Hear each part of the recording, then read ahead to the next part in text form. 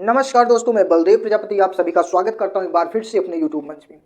आज की जो खबर है वो उत्तर प्रदेश से है। उत्तर प्रदेश के समाजवादी पार्टी और आज़ाद समाज पार्टी से। आज़ाद समाज पार्टी के राष्ट्रीय अध्यक्ष हैं चंद्रशेखर आज़ाद और समाजवादी पार्टी के प्रमुख हैं अखिलेश यादव।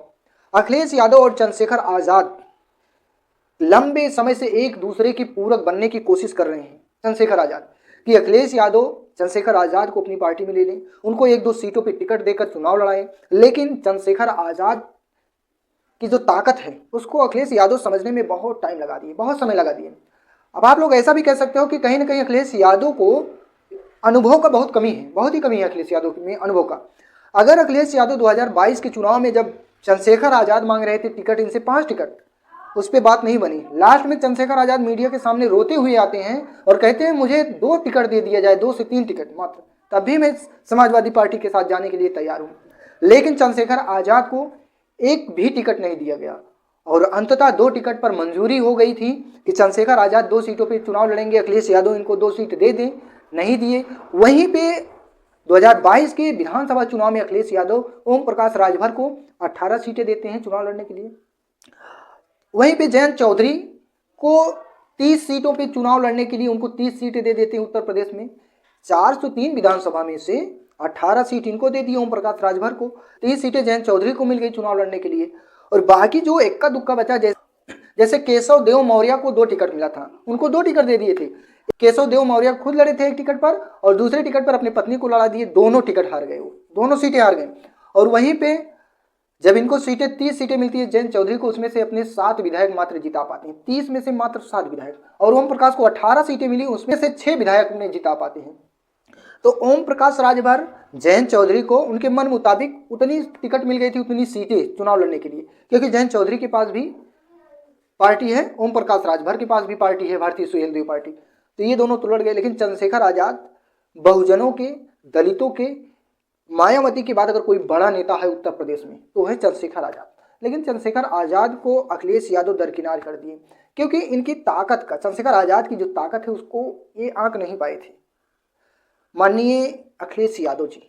अब अखिलेश यादव जब 2024 का लोकसभा चुनाव आता है तो इसमें फिर अपनी मनमानी करते हैं।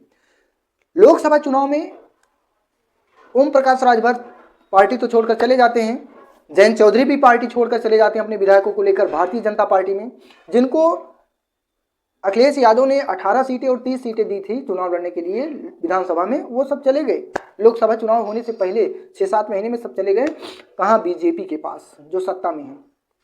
अब चंद्रशेखर आज़ाद नहीं गए, किधर भी नहीं गए। चंद्रशेखर आज़ाद अपनी मजबूती बनाए रखे और उत्तर प्रदेश के नगीना लोकसभा सीट पर लगभग 1 से 1.5 साल खूब मेहनत किए, खूब प्रचार किए, खूब जमकर जनसभाएं किए, नुक्कड़ सभाएं किए, लोगों से मिले। और वो जब जाते हैं चंद्रशेखर आज़ाद कहीं भी तो लोगों का हुजूम जो है, लोगों का जनसैलाब जो है, आप लोगों ने देखा होगा खूब कि अगर चंद्रशेखर आज़ाद पहुंचते हैं, जिस भी ग्राम सभा में, जिस भी पंचायत में पहुंचेंगे, जिस भी प्रदेश में जाते हैं, लोगों को भीड़ लग जाती है। और जब 2024 का लोकसभा चुनाव हुआ तो चंद्रशेखर आज़ाद को अखिलेश यादव ने टिकट नहीं दिया और लास्ट में उनको टिकट अपनी पार्टी से, अपने सिंबल पर दिया, वो भी भदोही से। यह पता चला था कि सोनभद्र से देंगे, लेकिन अंततः चंद्रशेखर आज़ाद ने निर्णय किया कि हम जो है अपनी पार्टी से चुनाव लड़ेंगे, वो भी नगीना लोकसभा सीट से, क्योंकि दलित बहुल क्षेत्र है नगीना लोकसभा सीट। और यहाँ से जब चुनाव लड़ते हैं जो परिणाम आता है, 1.5 लाख वोटों से चंद्रशेखर आज़ाद की पार्टी, आज़ाद समाज पार्टी, अपनी पार्टी से जीत कर आते हैं और लोकसभा में पहुंचते हैं। अब पूरे प्रदेश में चंद्रशेखर को लेकर दलित के एक बड़े नेता के तौर पर देखा जाने लगा और तमाम तरह की बातें होने लगी। लेकिन अब भी अखिलेश यादव चंद्रशेखर को लेने के लिए तैयार नहीं है। अब जो बातें आ रही हैं कि चंद्रशेखर आज़ाद मिल्कीपुर विधानसभा सीट पर उपचुनाव होना है और उस उपचुनाव में चंद्रशेखर आज़ाद समाजवादी पार्टी को समर्थन देंगे, हो ही नहीं सकता, कतई नहीं समर्थन करेंगे, क्योंकि जिस पार्टी ने चंद्रशेखर आज़ाद को 2022 में इग्नोर कर दिया विधानसभा चुनाव में, और जिस चंद्रशेखर आज़ाद को 2024 के लोकसभा में उसके मन मुताबिक 1-2 टिकट नहीं दे पाई, इग्नोर कर दिए, वो उपचुनाव में समर्थन करेंगे। मीरापुर विधानसभा सीट पे जब उपचुनाव हुआ अभी 9 सीटों पे, उसमें मीरापुर विधानसभा सीट पर बहुत बेहतरीन प्रदर्शन किए चंद्रशेखर आज़ाद की पार्टी। तो अब चंद्रशेखर आज़ाद मिल्कीपुर विधानसभा सीट से अपने प्रत्याशी उतारेंगे, क्योंकि बहन कुमारी मायावती उपचुनाव लड़ेंगी नहीं, तो दलितों का वोट कहीं ना कहीं चंद्रशेखर आजाद के साथ शिफ्ट होगा। अगर मजबूती से लड़ेंगे मिल्कीपुर विधानसभा सीट पर तो देखिएगा चंद्रशेखर आजाद जीतेंगे तो नहीं, लेकिन जो वोट परसेंटेज है वो बहुत हद तक बढ़ेगा और ज़्यादा से ज़्यादा वोट पाएंगे। अब रही बात समाजवादी पार्टी की, तो समाजवादी पार्टी मिल्कीपुर में मजबूत है और वहाँ के लोगों में मिल्कीपुर विधानसभा सीट पर समाजवादी पार्टी की पकड़ है। लेकिन जो नए नेता के तौर पे, नए पार्टी के तौर पे चंद्रशेखर आजाद को मिल्कीपुर विधानसभा सीट पर मजबूती मिलेगी। आप लोग देखिएगा, चुनाव लड़ेंगे, समर्थन नहीं करेंगे। अगर समर्थन करेंगे तो समझ लीजिए किसी न किसी प्रकार की डील हुई होगी और वो डील पर अब विश्वास नहीं करेंगे, खासकर अखिलेश यादव पर। और 2027 के चुनाव तक देखिएगा बहन कुमारी मायावती चंद्रशेखर आजाद को लेने वाली है अपनी पार्टी में।